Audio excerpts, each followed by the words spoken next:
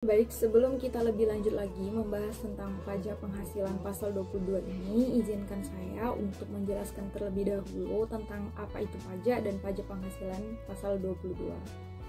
Nah, pajak. Apa itu pajak? Pajak adalah suatu kontribusi yang wajib dibayarkan kepada negara dan bersifat memaksa. Nah, pajak ini merupakan salah satu kewajiban dari masyarakat Indonesia. Pajak merupakan suatu kontribusi atau pemasukan yang paling besar yang ada di Indonesia. Nah, dana yang berasal dari kita itu tadi akan dikontribusikan kembali kepada masyarakat gitu dalam bentuk seperti infrastruktur atau suatu kebutuhan yang di ranah publik kayak halte mungkin atau pembuatan jalan dan lain-lain.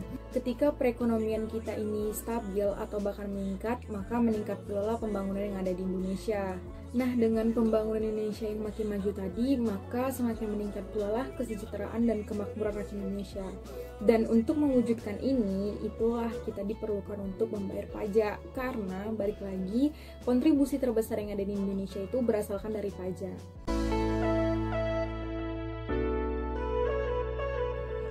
Nah, pajak tadi pun memiliki beberapa jenis, yaitu salah satunya pajak penghasilan pasal 22.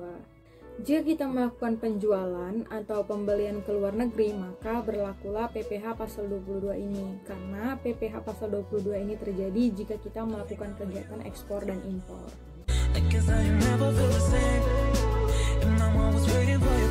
Dasar hukum pajak penghasilan pasal 22 atau PPh pasal 22. Dari namanya saja sudah pasti tahu dong bahwa PPh pasal 22 ini sudah pasti diatur oleh undang-undang. Nah, dasar hukum PPh pasal 22 itu tercantum dalam Undang-Undang Nomor 7 Tahun 1983 tentang pajak penghasilan, sebagaimana telah diubah beberapa kali dan terakhir kali diubah dengan Undang-Undang Nomor 36 Tahun 2008 atau Undang-Undang PPh. Menurut Undang-Undang Nomor 36 Tahun 2008, pajak penghasilan pasal 22 atau PPh pasal 22 adalah bentuk pemotongan atau pemungutan pajak yang dilakukan satu pihak terhadap wajib pajak dan berkaitan dengan kegiatan perdagangan barang. Pada umumnya, PPh pasal 22 itu dikenakan terhadap perdagangan barang yang menguntungkan, sehingga baik pembeli ataupun penjual dapat menerima keuntungan dari perdagangan barang tersebut. Nah, karena kerugian, pasal 22 ini dapat dikenakan baik saat penjualan ataupun pembelian. Ketentuan PPh pasal 22 juga diatur lebih lanjut dalam Peraturan Menteri Keuangan Nomor 34 PMK 010 Tahun 2017 sehubungan dengan pembayaran atas penyerahan barang dan kegiatan di bidang import atau kegiatan usaha di bidang lain.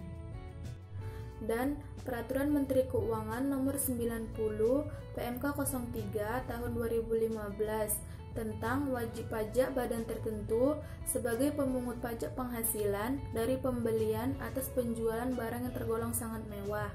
Nah, di antara barang-barang yang tergolong sangat mewah adalah pesawat terbang pribadi, helikopter, kapal pesiar dan sejenisnya, rumah beserta tanahnya, apartemen, dan sejenisnya dengan harga jual lebih dari 5 miliar. Kendaraan bermotor roda 4 dengan harga jual lebih dari 2 miliar dan kendaraan bermotor roda 2 dan 3 dengan harga jual lebih dari 300 juta.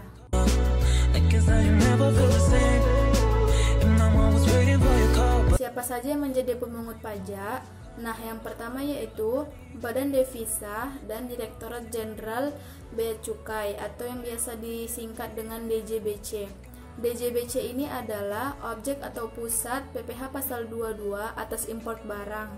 Yang kedua yaitu Bendahara Pemerintah dan Kuasa Pengguna Anggaran atau KPA. KPA ini berfokus pada pemungutan pajak atas lembaga-lembaga pemerintahan seperti pemerintahan pusat, pemerintahan daerah, dan lembaga-lembaga lainnya. Pemungutan pajak ini berkenaan dengan pembayaran atas pembelian barang. Yang ketiga yaitu bendahara pengeluaran. Pemungutan bendahara pengeluaran ini berkenaan dengan pembayaran atas pembelian barang yang dilakukan dengan mekanisme uang persediaan. Yang keempat yaitu kuasa pengguna anggaran atau KPA. KPA ini berkenaan dengan pembayaran atas pembelian barang kepada pihak ketiga yang dilakukan dengan mekanisme pembayaran langsung. Yang kelima yaitu Badan Usaha Milik Negara atau BUMN. BUMN ini berkenaan dengan pembayaran atas pembelian barang yang meliputi PT Pertamina Persero, PT Perusahaan Listrik Negara atau PLN Persero, PT Perusahaan Gas Negara atau PGN Persero, dan PT-PT lainnya. PT milik negara ini biasa ditandai dengan kata Persero di belakangnya, dan bank milik BUMN. Yang keenam adalah industri dan eksportir. Industri yang bergerak dalam sektor kehutanan, perkebunan, pertanian, peternakan, dan perikanan. Pemungutan pajak industri ini berkenaan dengan pembelian bahan-bahan dari pedagang untuk keperluan industri dan ekspor. Dan yang terakhir adalah industri dan badan usaha. Industri yang bergerak dalam tambang batu bara, mineral logam, dan mineral bukan logam. Pemungutan pajak ini berlaku bagi badan atau orang pribadi yang memegang izin saham pertambangan.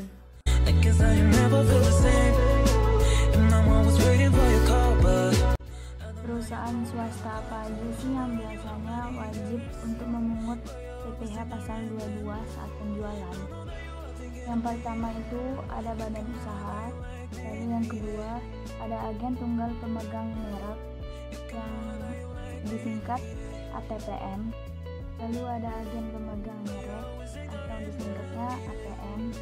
Setelah itu ada importir umum, biasanya untuk kendaraan bermotor. Nah, yang ketiga produsen atau importir bahan bakar minyak. Yang keempat, badan usaha yang bergerak dalam bidang usaha industri baja.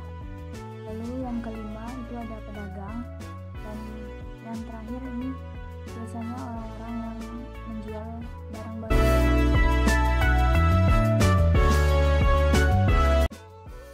Objek pajak penghasilan PPh pasal 22.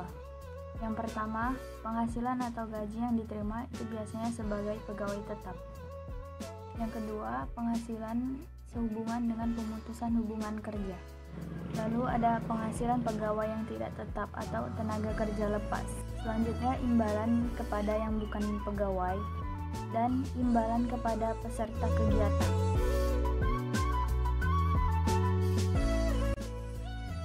Baiklah, kita akan memasuki yang pertama. Yang pertama itu tarif PPh pasal 22 sebesar 2,5% dan 7,5% atas impor.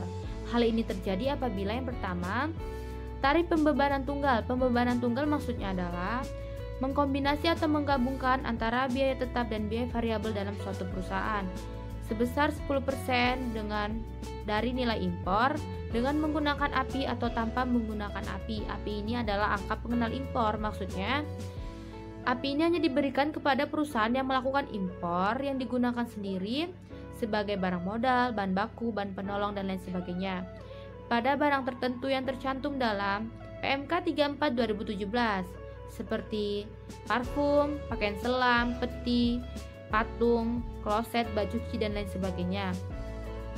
Yang kedua, importir yang menggunakan API maka tarif PPh-nya sebesar 2,5%. Sedangkan importir yang tidak menggunakan API maka tarif PPh-nya sebesar 7,5% dari nilai impor. Yang ketiga, importir yang tidak dikuasai, maksudnya di sini seperti pelelangan, tidak ada kuasa di dalamnya dalam kegiatan pelelangan itu. Maka tarif PPh-nya sebesar 7,5% dari harga jual lelang. Yang kedua, tarif PPh pasal 22 sebesar 1,5% atas pembelian. Jikalau terjadi pembelian yang dilakukan oleh Direktorat Jenderal Perbendaharaan, Bendahara Pemerintah, BUMN, dan BUMD, maka tarif PPh-nya sebesar 1,5% atas dari nilai pembelian dan tidak termasuk PPN serta tidak final. Yang ketiga, tarif PPh pasal 22 atas penjualan hasil produksi tertentu. Jikalau terjadi penjualan dari hasil produksi tertentu yang ditetapkan oleh keputusan Direktorat Jenderal Pajak atau KEP yang dihitung dari DPP atau dasar pengenaan pajak. DPP ini maksudnya adalah nilai dasar yang digunakan untuk menghitung utang pajak dari DPP PPN yang bersifat tidak final, yaitu yang pertama, kertas sebesar 0,1% dari DPP PPN. Yang kedua, semen sebesar 0,25% dari DPP PPN.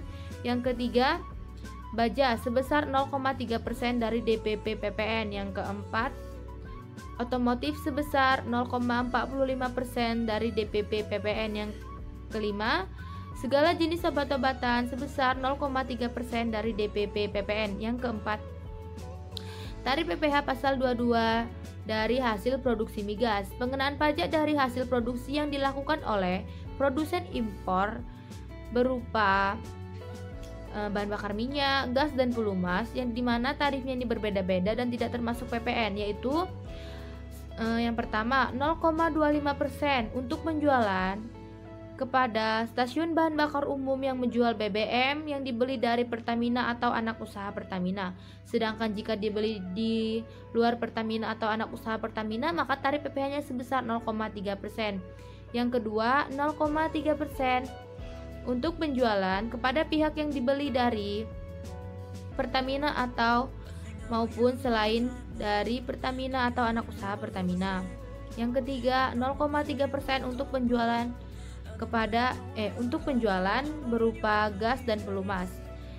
Baiklah, kita masuk yang kelima. Tarif PPh pasal 22 sebesar 0,25% atas pembelian bahan untuk industri.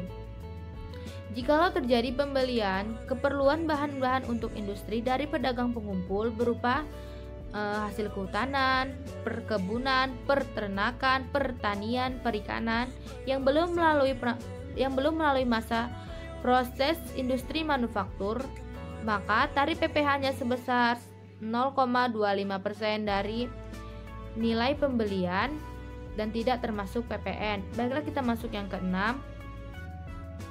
Tarif PPh pasal 22 sebesar 0,5% atas impor komoditas. Jikalau terjadi impor komoditas, komoditas ini bisa berupa kedelai, gandum, dan tepung terigu yang dilakukan oleh importir dengan menggunakan api, maka tarif PPh-nya sebesar 0,5% dari nilai impor.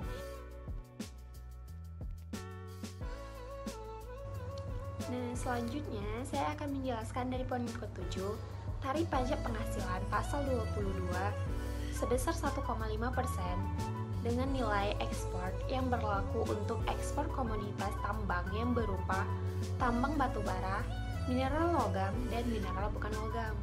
Tarif pajak penghasilan pasal 22 sebesar 0,45% dari harga jual emas batangan yang berlaku atas penjualan emas batangan oleh badan usaha yang melakukan penjualan. Tarif pajak penghasilan pasal 22 sebesar 0,45% dari DPP PPN yang berlaku atas penjualan kendaraan bermotor dari dalam negeri oleh ATPM, APM, dan importir umum kendaraan bermotor tidak termasuk alat berat.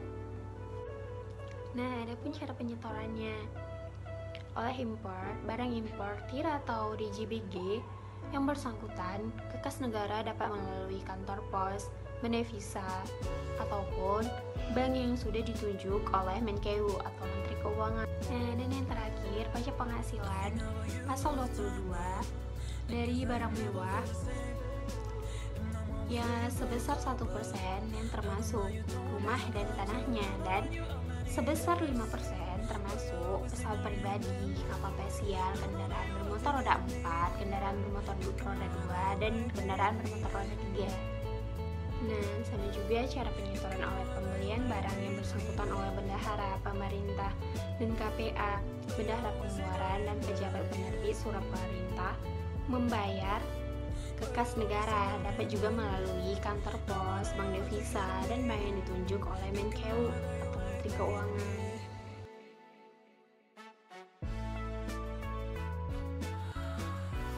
Selanjutnya, Sifat pemungutan PPh pasal 22. Sifat pemungutan PPh pasal 22 memiliki dua sifat. Yang pertama bersifat final dan yang kedua bersifat non-final. Yang pertama bersifat final. Maksudnya adalah pemungutan pajak yang dilakukan pada saat itu juga. Jadi penghasilan yang teman-teman terima atau teman-teman peroleh pada saat itu juga dilakukan pemotongan atas penghasilan tersebut. Oleh karena itu, PPh yang bersifat final ini nantinya tidak akan dihitung atau dimasukkan lagi PPh-nya ke dalam SPT tahunan. Kemudian yang kedua, yang bersifat non-final. Jadi maksudnya yang bersifat non-final ini nantinya pemungutan pajaknya tidak dilakukan pada saat itu juga. Oleh karena itu, PPh yang bersifat non-final nantinya akan dihitung atau dimasukkan PPh-nya ke dalam SPT tahunan.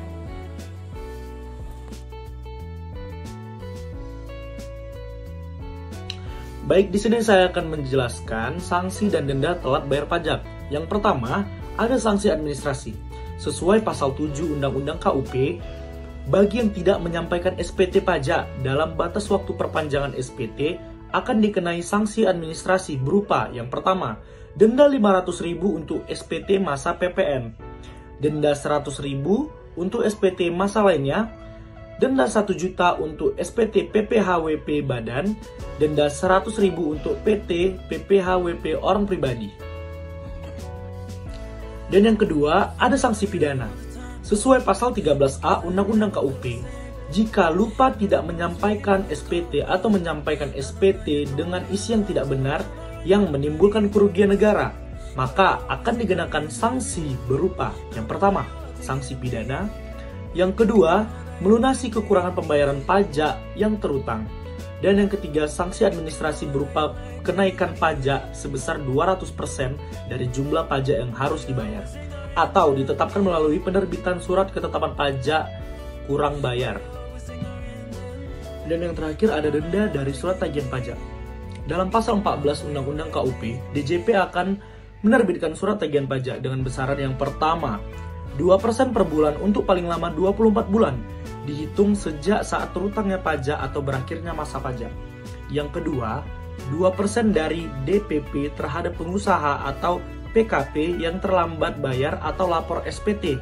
Dan yang ketiga, 2% dari jumlah pajak yang ditagih kembali terhadap PKP pada ayat 1 huruf G. Melalui pasal 15 Undang-Undang KUP akan menerbitkan surat ketetapan pajak kurang bayar tambahan dengan sanksi sebagai berikut. Yang pertama, 100% dari jumlah kekurangan pajak yang terutang dalam surat keterangan pajak kurang bayar tambahan. Dan yang kedua, 48% dari jumlah pajak yang tidak atau kurang dibayar dalam hal WP setelah jangka 5 tahun. Perhitungan PPh pasal 22. Berikut ini adalah contoh perhitungan PPh pasal 22. Yang pertama itu adalah CV Poland adalah suatu badan usaha yang memiliki NPWP dan melakukan impor barang dengan nilai impor sebesar 60 juta rupiah. CV Poland tidak mempunyai angka pengenal impor atau yang biasa disebut dengan API. Hitunglah besarnya PPh pasal 22 yang harus disetor oleh CV Poland. Jadi cara penyelesaiannya adalah diketahui besaran impornya itu adalah sebesar 60 juta rupiah. Maka tarif PPh pasal 22-nya adalah 7,5%. Dikarenakan CV Poland tidak memiliki API atau angka pengenal impor. Jadi besar PPh yang disetor oleh CV Poland adalah 7,5% dikali 60 juta rupiah adalah sebesar 4.500.000 rupiah. Dari soal sebelumnya, jika CV Poland memiliki angka pengenal impor atau API, maka besarnya PPh pasal 22 yang harus disetor oleh CV Poland adalah,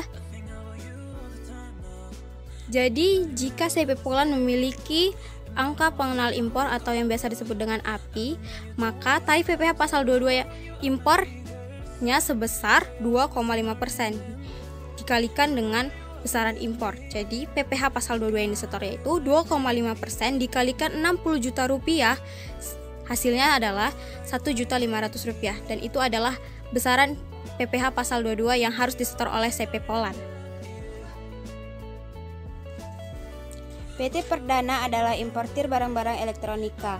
PT Perdana memiliki API.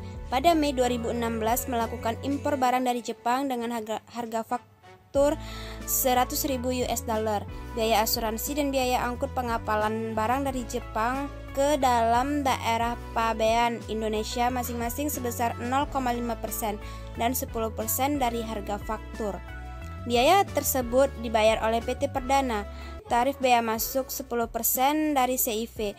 Kurs ditetapkan oleh Menteri Keuangan pada saat itu adalah 1 US dollar sama dengan 11.500 rupiah.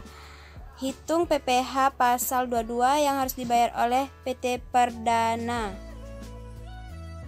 Cara penyelesaiannya adalah yang pertama itu menentukan nilai impor. Nilai impor ditentukan dari penambahan harga faktur, biaya asuransi, dan biaya angkut yang dimana hasilnya akan dikalikan dengan bea masuk yaitu 10%. Di contoh soal itu diketahui harga fakturnya sebesar 100.000 US dollar dan biaya asuransinya 500 US dollar.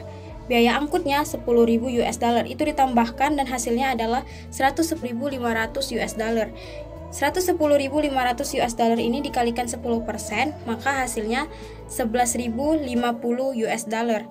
Jadi nilai impornya itu adalah penambahan dari harga faktur, biaya asuransi, biaya angkut, dan bea masuk. Yang hasilnya adalah 121.550 US dollar itu adalah nilai impornya.